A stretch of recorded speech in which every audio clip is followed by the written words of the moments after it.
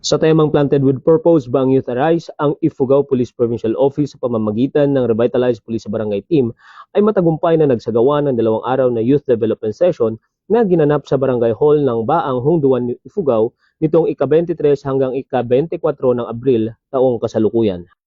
Ang inisyatiba ay pinangunahan ng Sangguniang Kabataan ng Baang sa pamumuno ni SK Chairperson Honorable Jeremiah Pacliw, katuwang ang mga barangay officials sa pangunguna ni Barangay Captain Evangeline Pelahio at ng RPSB team mula sa 1st Ifugao Provincial Mobile Force Company sa pamumuno ni Police Lieutenant Colonel Dwight L. Fagian, ang Unit Force Commander, RMFB 15 Provincial Drug Enforcement Unit at ang Hunduan Municipal Police Station na nagsilbing facilitators at resource speakers. Tampok sa aktibidad ang mga inspirasyonal na mensahe mula kay Barangay Captain Pelahio, gayon din ang mensahe ng mga panauhin mula sa Ifugao Police Provincial Office na kinatawanan ni Police Lieutenant Colonel Jeffrey B. Vicente, Chief Police Community Affairs and Development Unit.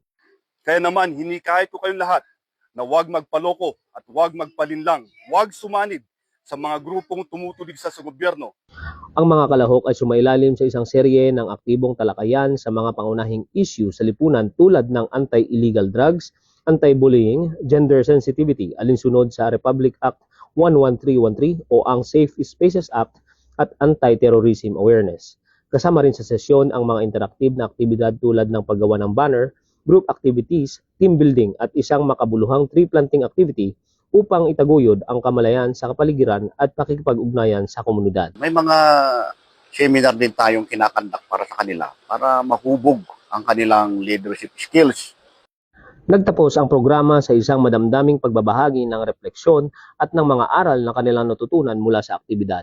Nakakatulong po itong youth development session, most especially dito sa mga youth kasi nagbe-build ng confidence as a kabataan and nagiging more responsible tayo sa mga aktibidad dito sa ating barangay.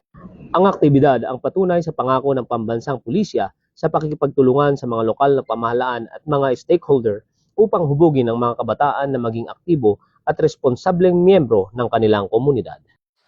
Mula dito sa Baang Hungduan, Ifugao, ako ang inyong PNN correspondent, Patrolman Romel Pilor, alagad ng batas, taga-taguyod ng Balitang Pulis.